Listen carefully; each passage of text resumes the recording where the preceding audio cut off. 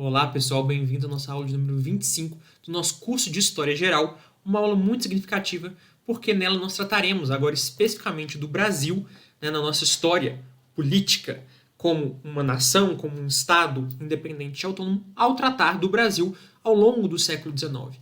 Porque na última aula nós tivemos então o contexto europeu, que é o contexto da internacionalização da Revolução Francesa através das guerras napoleônicas, do bloqueio continental imposto por Napoleão às nações continentais. A aliança que nós sabemos que Portugal tem com a Inglaterra, que é a nação mais pujante do ponto de vista dos modos de produção da Revolução Industrial, tal como nós vimos tanto na nossa aula sobre a Revolução Industrial, quanto mais anteriormente na nossa aula sobre Portugal medieval, a relação íntima, diplomática e comercial que Portugal tem com a Inglaterra. Então, ao ser posto esse dilema, o governo português, o governo do regente, do príncipe regente Dom João, que governava em nome de sua mãe, a rainha Dona Maria, utiliza-se como artifício de sair dessa situação um plano antigo da coroa portuguesa em estabelecer efetivamente no Brasil uma sede emergente, economicamente em ascensão, do Brasil como a sede desse império ultramarino, desse império colonial português. Então, efetivamente, aqui a família real portuguesa se desloca e chega em 1808, ficará durante um bom tempo.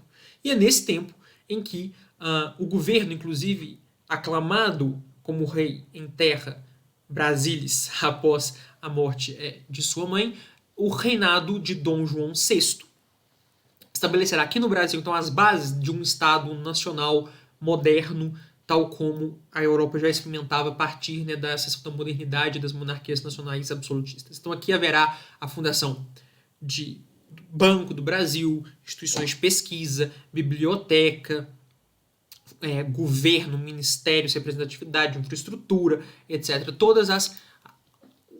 O espaço institucional em que um governo de um Estado moderno, nacional, transita.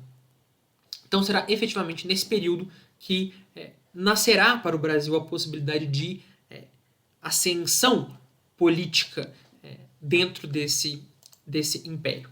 Quando estoura a Revolução Liberal do Porto de 1820, que é, em Portugal, a manifestação desse espírito iluminista, liberal, político, de contenção da arbitrariedade estatal enquanto si mesmo, então buscando separação de poderes, buscando Constituição escrita, buscando direitos individuais declarados, etc., buscando tudo isso, que preconizava o iluminismo reformador ou revolucionário na forma do liberalismo político. Dom João VI deixa no Brasil o seu herdeiro do trono, o príncipe Dom Pedro. Dom Pedro fica como regente do Brasil e, ao chegar em Portugal e ver-se refém das circunstâncias políticas, Dom João VI é tomado no seu pleno exercício do poder governativo pelas cortes de Lisboa, que estavam escrevendo a Constituição e que queriam se afirmar como entidade governativa parlamentar e também como Assembleia Legislativa do Império Português. Essas cortes, não apenas elas são, por um lado, progressistas no sentido do liberalismo político, mas em relação às suas colônias, bastante retrógradas, buscando transformar o Brasil no status colonial pré-chegada da corte. Um movimento histórico, inclusive, muito parecido com o que aconteceu em relação metrópole-colônia entre Inglaterra e as colônias americanas na época da independência dos Estados Unidos. Então, Dom Pedro, vendo no Brasil não apenas o lugar onde cresceu, porque chegou um menino e se desenvolveu aqui, apesar de Dom Pedro ter uma história de vida muito jovem, morreu muito jovem, mas a sua trajetória política construída aqui, o seu espaço de ação governamental aqui como príncipe regente, e percebendo que a monarquia decai em prestígio e poder em Portugal, e ao mesmo tempo que o Brasil é o lastro econômico desse império português,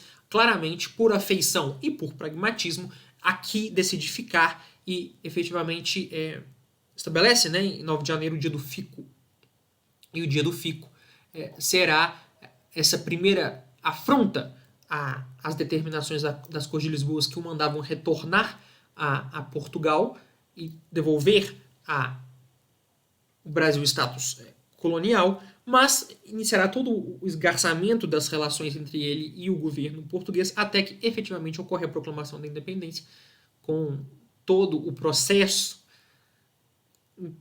interno do governo brasileiro de proclamação da República, que se culminará no 7 de setembro, mas não apenas isso, também nas guerras de independência que se sucederam, apesar do Brasil não focar muito na existência de guerras de independência no seu processo.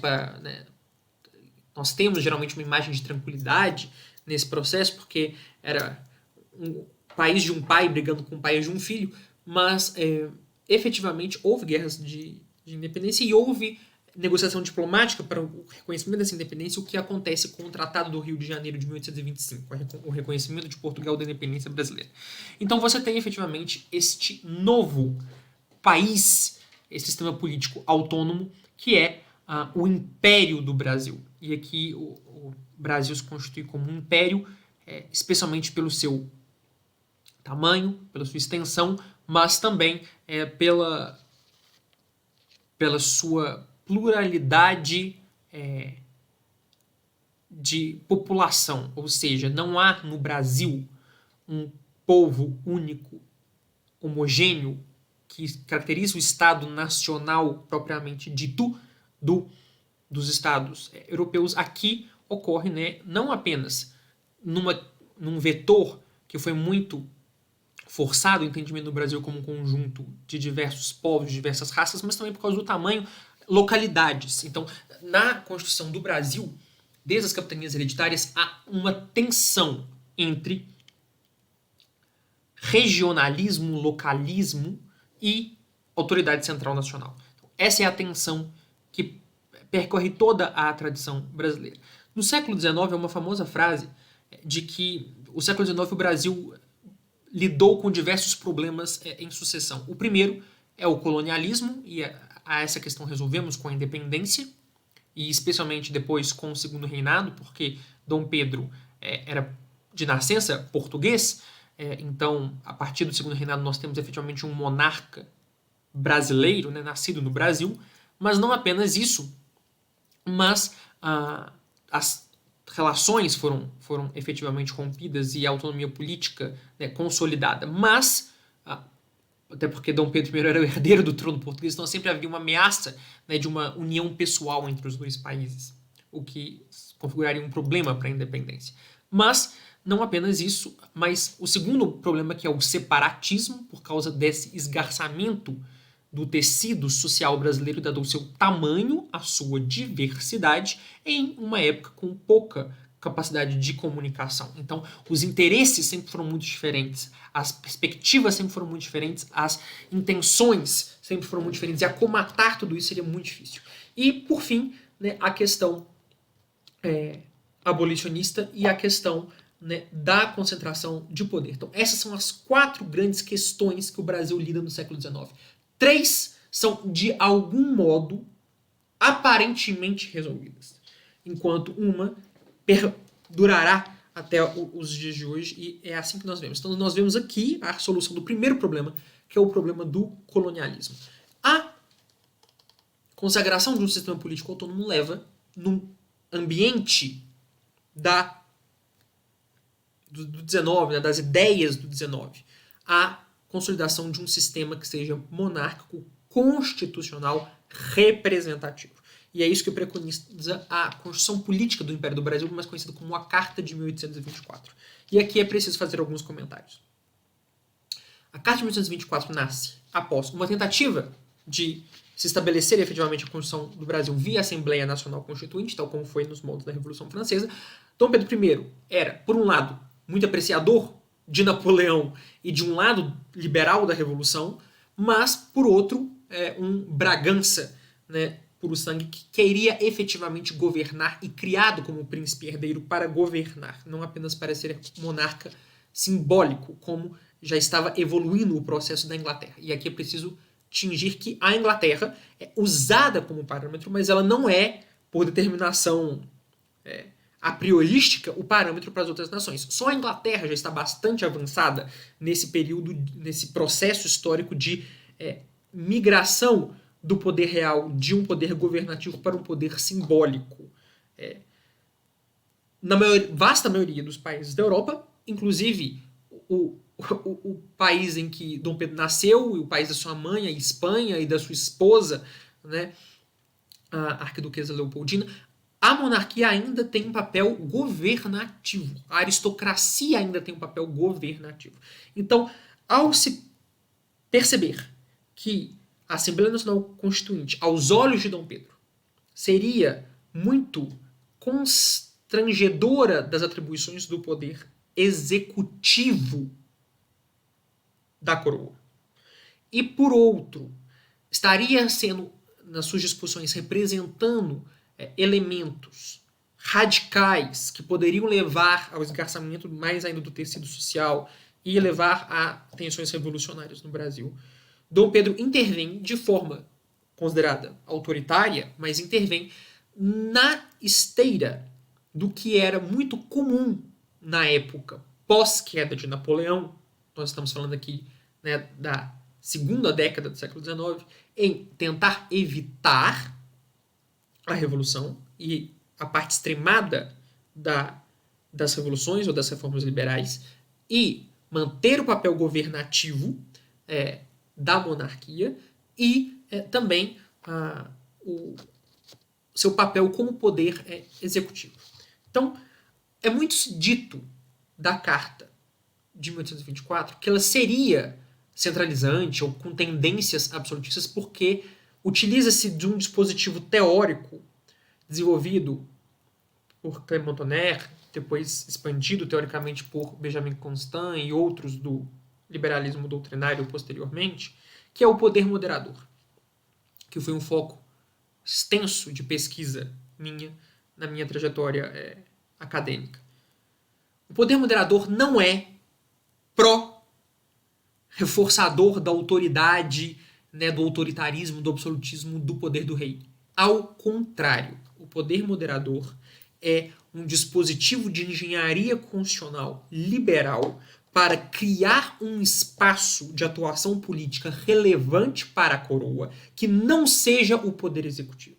Então, será um mecanismo extremamente utilizado em monarquias constitucionais, especialmente as parlamentaristas. E, inclusive, a doutrina, né, jurídica, política, que coloca nas repúblicas parlamentaristas também a existência de facto do poder moderador. Ou seja, o que é o poder moderador? É o poder efetivo do chefe de Estado enquanto ápice do sistema político, em abóbada do sistema político, em garantir que a estrutura constitucional se mantenha estável e que preserve ativamente a Constituição, e para isso tem uma série de atribuições constitucionais previstas e aptas a serem executadas. Então, isso é o poder moderador.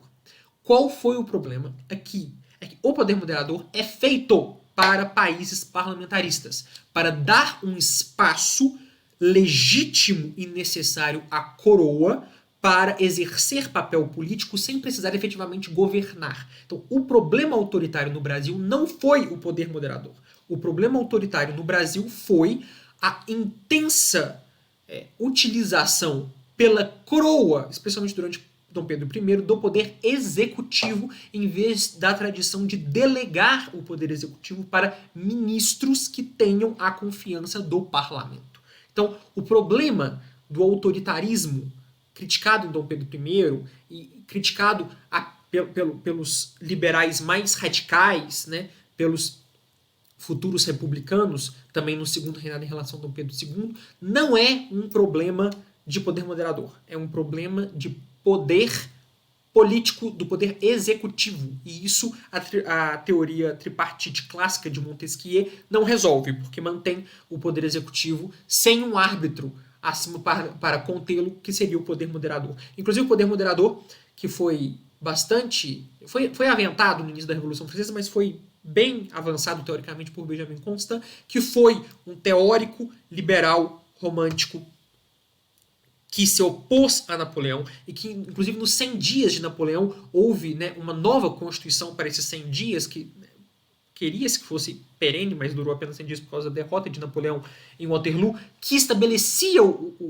mecanismos de poder moderador na Constituição Napoleônica para tirar Napoleão do poder executivo e empurrá-lo apenas para uma questão de moderação do sistema político, o que obviamente não foi o que aconteceu, dada a disposição autoritária, cesarista, militar de Napoleão, que também se casa bem com o seu admirador Dom Pedro I, que tinha, sim, um viés de líder militar, de líder do executivo, um papel governativo na sua criação e no que ele enxergava como seu papel. Mas esse não é um defeito da teoria da Carta de 1824 e também não é um problema da Carta de 1824, que é muito criticado, erroneamente, a sua natureza outorgada, porque, como nós falamos na última aula, o cartismo, que é um movimento constitucional muito vigente na época da edição da Carta de 1824, é que o soberano deve, por contrato social, aí evoca-se as teorias contratualistas, né, iluministas, do liberalismo político, inclusive,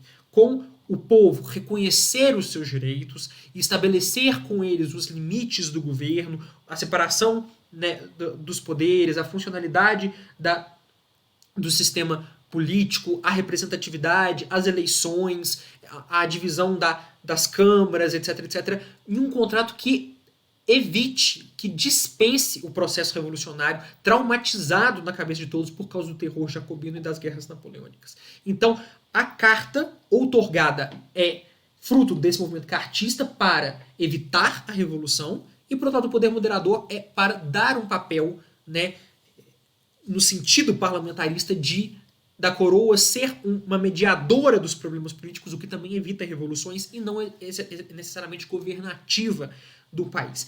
Esse problema, essa estrutura, então, com o Senado vitalício, mas por eleição, o que é diferente, é mais avançado do que o sistema inglês, em que a Câmara dos Lords é indicada, não é eleita, até hoje não é eleita. A Câmara eleita em sistema indireto, nossa, muito antidemocrata, sistema indireto, não, o sistema americano de eleição indireta. Então, você tem voto censitário, tal como era em toda a Europa o voto censitário, numa ideia de liberalismo doutrinário francês, de que a condição para o voto é a educação, e uma forma do Estado mensurar a educação, dado que a educação ainda não era pública, não existia sistema público de educação, era a renda para garantir que as pessoas tenham os meios, né, de se dedicar ao processo político, à erudição, ao debate, etc. Então, uma constituição clássica do liberalismo pós-revolucionário da sua época. Então, essa é a Carta de 1824, de 25 de março. Importantíssima na consagração do nosso sistema político e a Constituição brasileira mais longeva até hoje. Nenhuma Constituição esteve mais tempo em vigor do que a Constituição Imperial de 1824. Efetivamente, dado não apenas os problemas que vêm da personalidade de Dom Pedro I, mas, claro, das condições do país, que vivia problemas econômicos enormes, né? A perda de prestígio com a independência da Cisplatina, né, que era uma província do Império Brasileiro e se tornou o Uruguai. Mas a questão portuguesa, Portugal vive um processo político extremamente intenso de brigas entre reacionários, revolucionários e liberais a toda hora, leva à abdicação de Dom Pedro I em favor do seu filho, Dom Pedro II, que era muito jovem. E, por causa de não ter idade constitucional para governar, estabelece a regência. A regência, que ocorreu muitas vezes na história de monarquias ao redor do mundo, no Brasil seria altamente problemática entre 1831 e 1840. O período da regência, que tem várias fases, a regência trina, a regência provisória, a regência trina, a regência una, etc., que seria um teste, inclusive, da possibilidade do sistema político eleger o governante da nação através da eleição do regente, levou a, sem o prestígio unificador da coroa, e sem essa figura que representa legitimamente aos olhos de todas as castas regionais que compõem o Brasil, a figura do governo central, há uma série de revoltas que ameaçaram a integridade física, né, do mapa do país. E aqui o Brasil correu um sério risco de se desintegrar em vários países, tal como aconteceu com a América Espanhola, que se desintegrou em vários países, apesar de que não acho que a correspondência é tão direta, porque a América Espanhola já era organizada administrativamente em vários vice-reinados. E os movimentos de independência ocorreram internamente em cada vice-reinado. Então não é a mesma coisa que o Brasil, porque lá já estava meio que pré-organizado para a pulverização em diversas nações. Mas aqui, em que a governo correu-se o risco, né, dessas revoltas. Então você tem a cabanagem na província do Grão-Pará, e aqui é até interessante ver o mapa das províncias do Império Brasileiro, né, o quão parecido ou diferente é com os estados atuais da Federação Brasileira. Então você tem a cabanagem, você tem a balaiada, você tem a revolta dos malês e a sabinada, você tem a Revolução Farroupilha, que durante 10 anos, de fato, fez a separação do Sul, até efetivamente ser contida, né, a esse movimento separatista. Então aqui você tem esse problema que é um problema de legitimidade do governo central frente às oligarquias locais sem a figura da coroa. A solução para o problema da regência, para a intrínseca instabilidade da regência, foi o golpe da maioridade. Foi um golpe, a verdade seja dita, juridicamente falando, era impossível que o imperador Dom Pedro II assumisse a plenitude de seus poderes constitucionais antes da idade legal, mas um golpe parlamentar, eminentemente parlamentar, fez com que a maioridade fosse antecipada. Dom Pedro II, que não tinha completado 15 anos, 15 anos incompletos, tinha 14 anos de idade, assume a plenitude dos poderes constitucionais, que à época, dada a configuração política, era tanto o poder moderador, de moderação de todo o sistema político e de chefia de Estado, quanto de chefe do poder executivo e efetivamente governante prático administrativo do império da magnitude do Brasil, que foi o 12º maior império da história, dada a extensão continental do Brasil. Um menino de 14 anos, que apenas pelo fato de assumir a plenitude dos poderes constitucionais já conseguiu resolver o maior problema, a maior quantidade das revoltas separatistas, e se dedicou, estudioso, aplicado, inteligente, ciente do seu dever que era, com certeza o maior estadista que o Brasil já teve, o imperador Dom Pedro II, formatou um sistema político que lhe deu o seu reinado, o segundo reinado, que durou 49 anos, o maior período contínuo de estabilidade política que o Brasil já viu, da sua independência até os dias de hoje.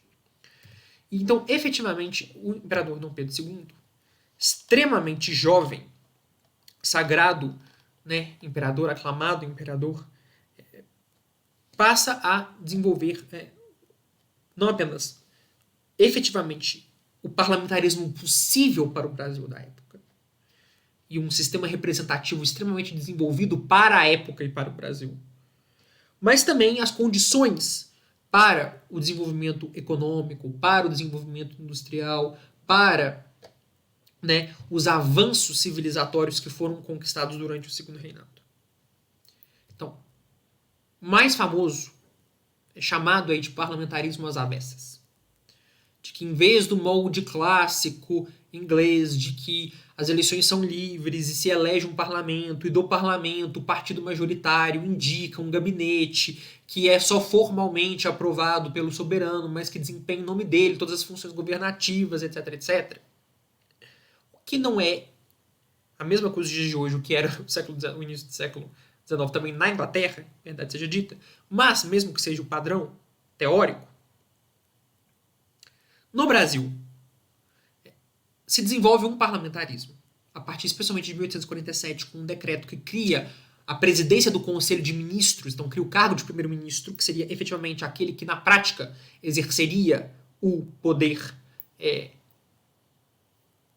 administrativo, né, o governo do dia a dia das questões governativas do Brasil. E Dom Pedro II, muito sabiamente, primeiro para lidar com uma questão que é as recorrentes fraudes eleitorais no Brasil durante o século XIX, que é um problema que levará várias reformas eleitorais buscando resolver esse problema, várias reformas. Mas, por outro lado, primeiro, com base na fraude, o que torna a Câmara não o melhor locus determinante para a formação de governos, mas também para evitar o embate entre as elites e as oligarquias locais que compõem o Brasil e que levaram às diversas revoltas durante a regência, que é o trauma, que leva, inclusive, a maioridade, na antecipação da maioridade do imperador Dom Pedro II. Mas que também que gerará todas as dinâmicas do ato adicional, da lei de interpretação do ato adicional durante a regência, ou seja, uma briga eterna entre mais poder central, menos poder central, mais poder local, menos poder local. Dom Pedro II faz um sistema de acomodação, um sistema de conciliação, em que ele, através do poder moderador, fará com que os partidos se alternem no poder. Inclusive, a alternância de poder é um dos princípios do liberalismo político, que não se consegue fazer na prática por causa das eleições fraudadas, então se fará via poder moderador no Brasil a alternância dos partidos. Alguns gabinetes conjuntos, gabinetes de conciliação. Os partidos políticos que, Partido Conservador, muito marcado pela defesa da autoridade do poder central e do poder moderador, e o Partido Liberal pela busca de uma monarquia cada vez mais simbólica e menos moderativa e mais autoridade regional, né, menos poder central. Esse é o grande embate da época do Segundo Reinado, a grande distinção que separava Partido Conservador e Partido Liberal, ou seja, Saquaremas e Luzias, né? Ele faz esse mecanismo. E ao instituir governos, os governos têm a capacidade de organizar as eleições. Ao organizarem as eleições, se faz uma Câmara que dá capacidade governativa para o governo e mantém o governo até o próximo ciclo político. Inclusive é daí que vem a tradição brasileira de que se elege um governo e o parlamento cria as condições de governabilidade desse governo. Qualquer semelhança com a atualidade não é mera coincidência. Então, esse sistema de conciliação, que, apesar de não ser os moldes clássicos, será a forma brasileira de se fazer um parlamentarismo no Brasil, o parlamentarismo possível no Brasil do século XIX. É importante lembrar que esse papel de moderação, apesar de não ser exatamente o inglês da época, não difere muito das outras monarquias continentais da época. Devemos lembrar que Dom Pedro II não provém de uma dinastia inglesa, provém de uma dinastia portuguesa, que a monarquia constitucional portuguesa sempre teve um papel muito atuante da coroa, e que é filho, né, pela via materna, da maior dinastia da história da Europa, dos Habsburgos. E também, mesmo no final da dinastia Habsburgo, o imperador sempre terá um papel muito importante. O imperador Francisco José, imperador muito longevo também, tal como foi Dom Pedro II, eles se conheceram, inclusive, falará que o papel do imperador no Império Austríaco, no futuro Império Austro-Húngaro, é proteger o povo dos maus políticos, né? Ou seja, exatamente fazer esse papel de moderação. Então o Brasil não está diferente, né, da maioria das experiências da Europa de sua época. Então, esse sistema dará ao Brasil a governabilidade e dará ao Brasil a representatividade possível e dará ao Brasil a estabilidade política mais duradoura da história do Brasil. 49 anos de estabilidade política para o Brasil. E será nesses 49 anos de estabilidade política que se cria as condições para os avanços civilizatórios como liberdade de imprensa, né, progressivas reformas eleitorais, a criação de uma diplomacia altamente reconhecida internacionalmente, a abolição via o direito de graça de Dom Pedro II da pena de morte, né, e o processo abolicionista que veremos com mais cuidado. Então, esse sistema político que dará as condições para que o Brasil se desenvolva, né, e que seja 49 anos também de progresso, de crescimento econômico, de inovações. Dom Pedro II altamente interessado, né, nas inovações da sua época, né, se corresponderá com muitos filósofos, com muitos cientistas, né, patrocinará a construção de rodovias, do telégrafo, né, de novas formas, né, de deslocamento, de iluminação, né, enfim, encontrará-se com Graham-Bell, né, testemunhará o primeiro teste de telefone. Então, o Brasil entra nessa dinâmica, né, da ordem internacional do XIX.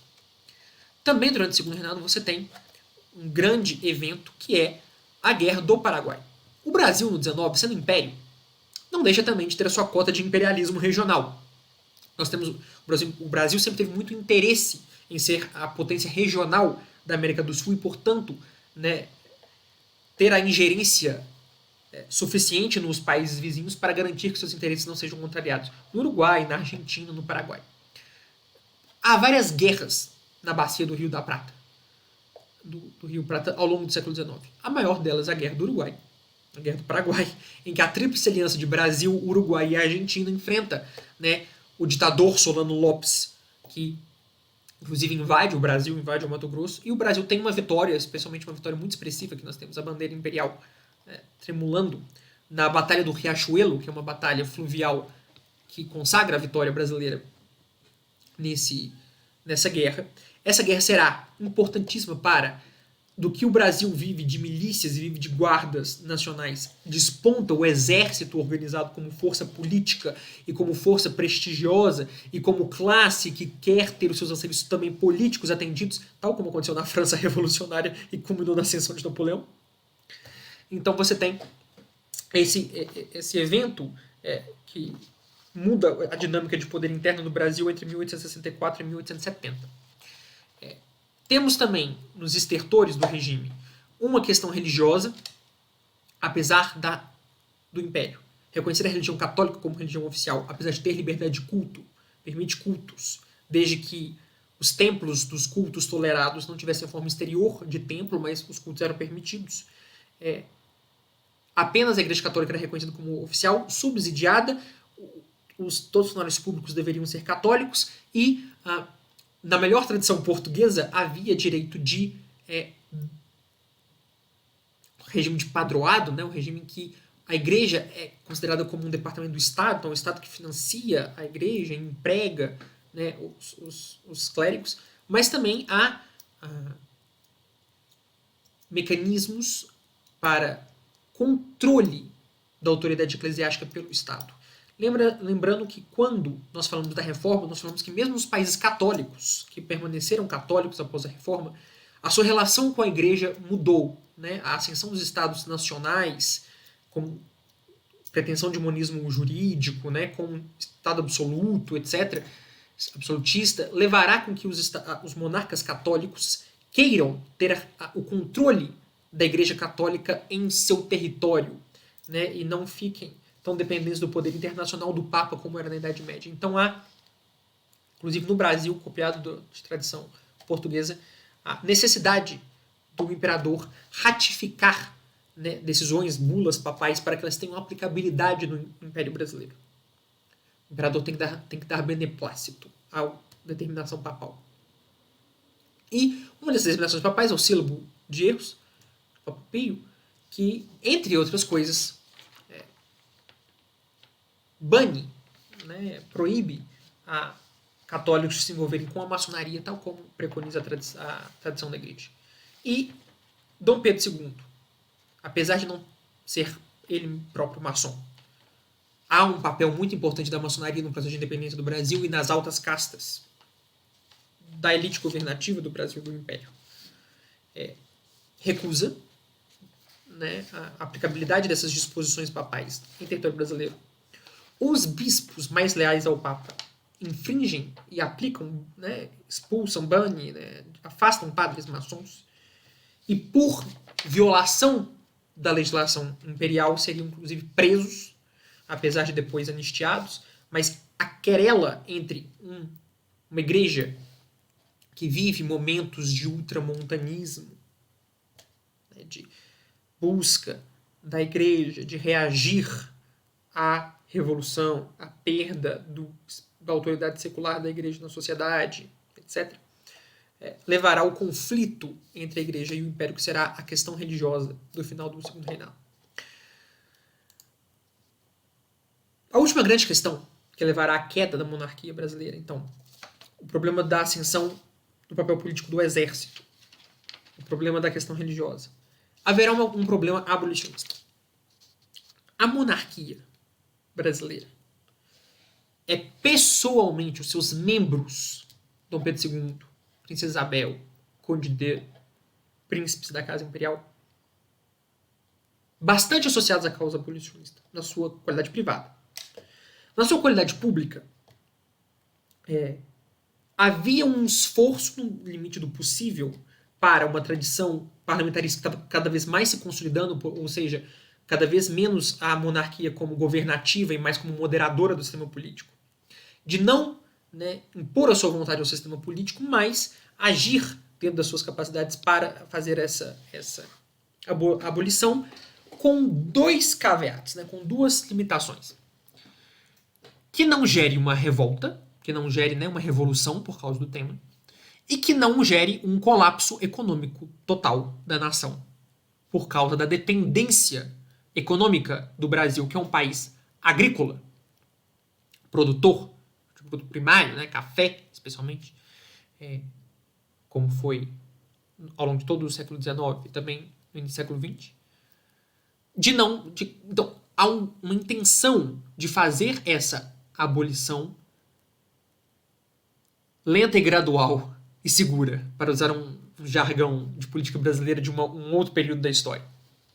Então, o processo de abolição no Brasil será lento, com todos os problemas de ser lento, mas sempre de olho na subsistência econômica. Então, só é possível fazer a abolição depois de altos índices de imigração, de substituição de mão de obra, etc.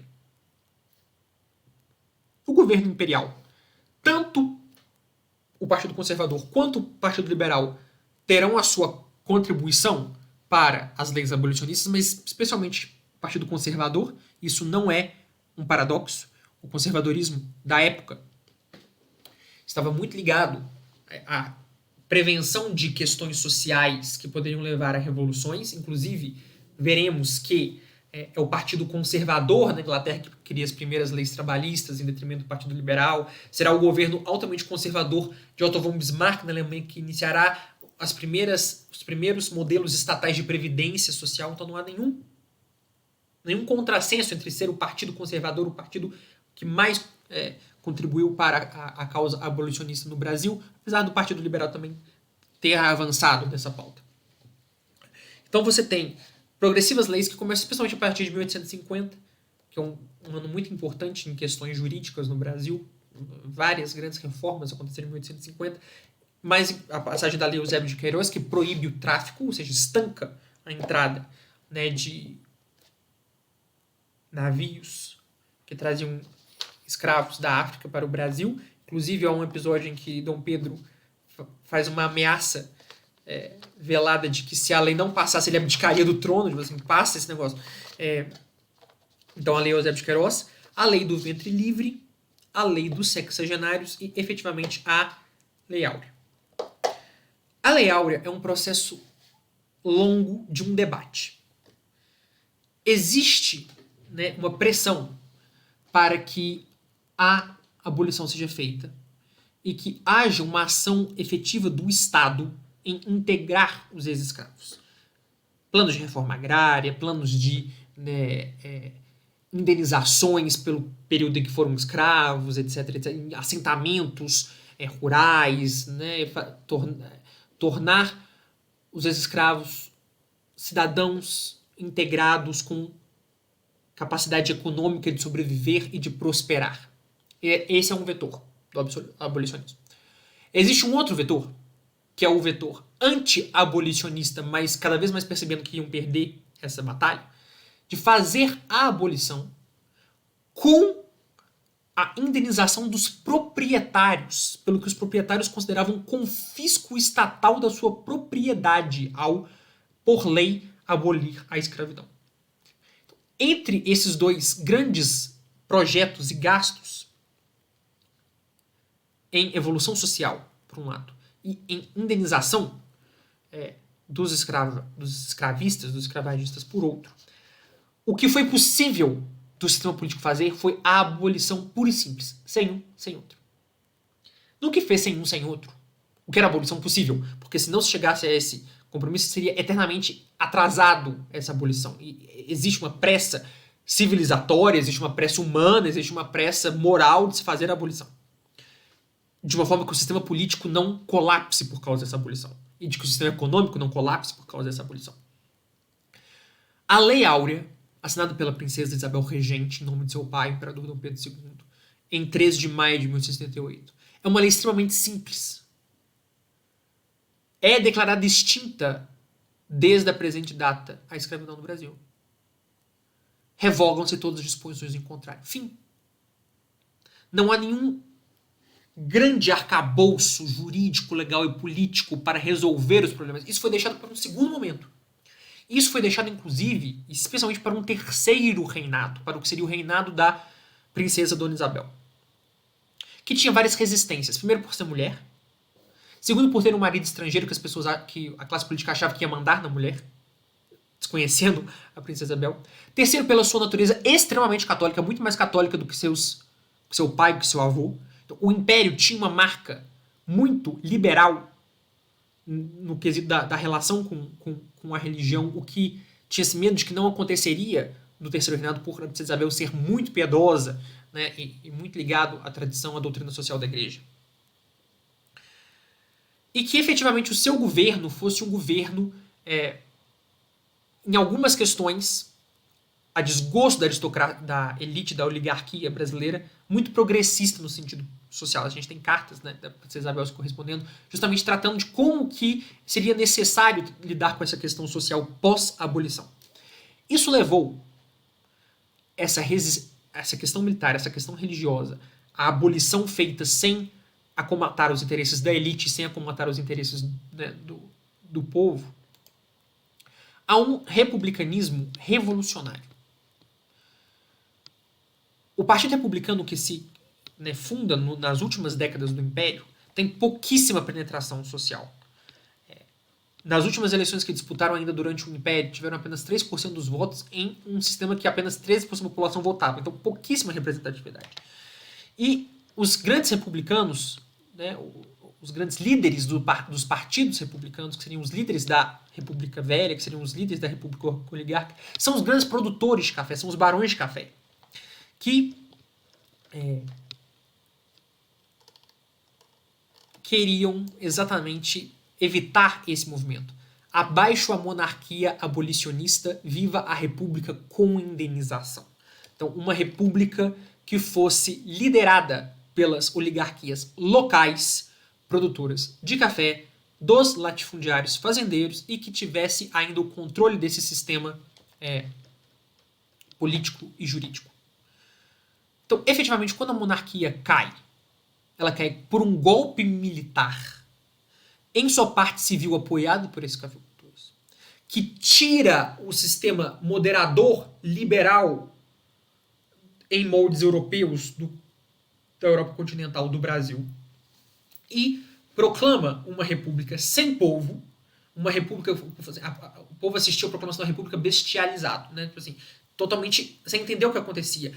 O imperador era altamente popular. O imperador já estava velho o suficiente para não ter forças para reagir à proclamação. A família imperial é exilada.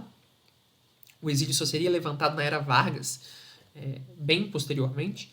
Então, a proclamação da República, que inicialmente foi um golpe contra o gabinete, né, em vigor, e que depois, por motivos altamente personalísticos, se tornou uma deposição do regime, né, quando efetivamente não se encontrou espaço para tanto as oligarquias quanto o exército continuar a dirigir o Estado sob a égide da coroa.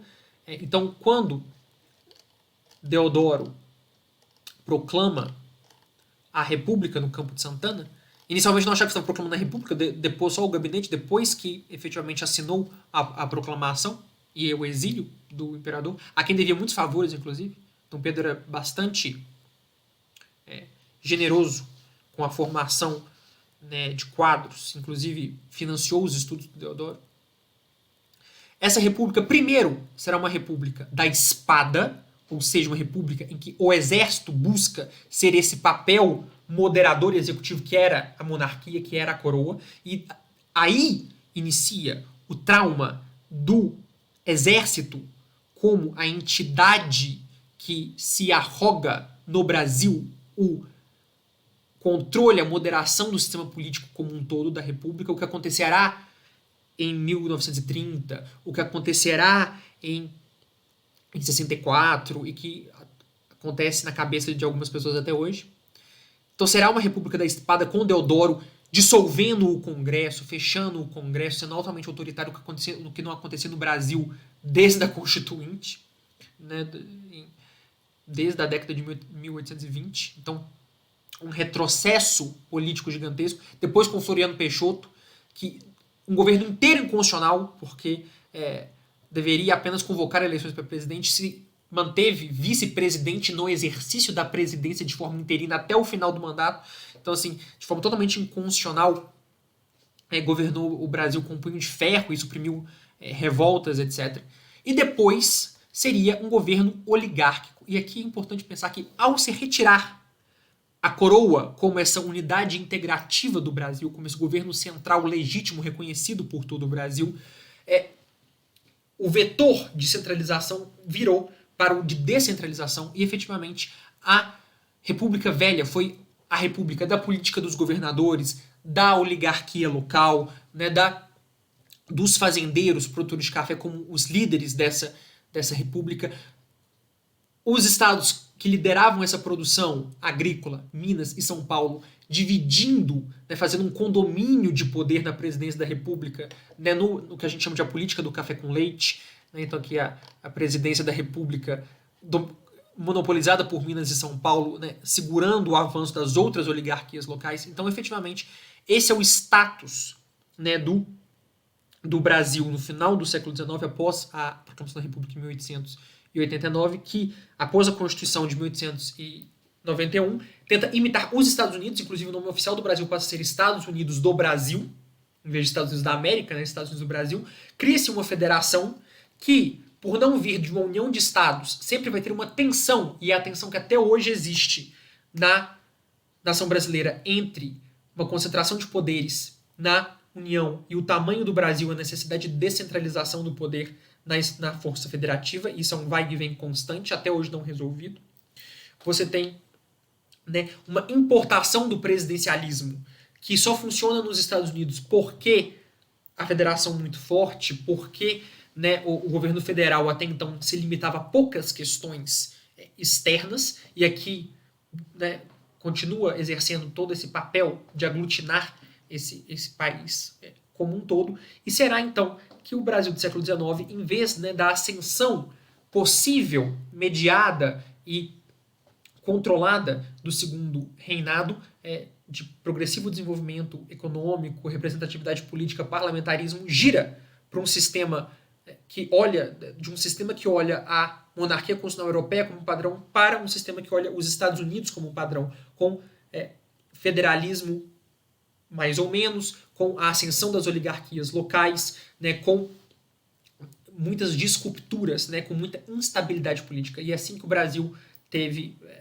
uma sucessiva instabilidade do seu sistema político, trocas constantes do seu sistema político. Por isso que a Constituição Imperial foi a mais longeva. Desde então, nós trocamos repetidamente de constituições, mas a República do Café com Leite, a República Oligárquica, né, essa República Velha durará até a Revolução de 1930, com a ascensão de Getúlio Vargas, mas nós teremos que ver isso mais pra frente. Se você gostou desse vídeo, curta o vídeo, se inscreva no canal. Na próxima aula voltaremos para entender o que acontece, então, na política europeia no 19 até, né, as vésperas da Primeira Guerra Mundial. Aguardo vocês e até lá.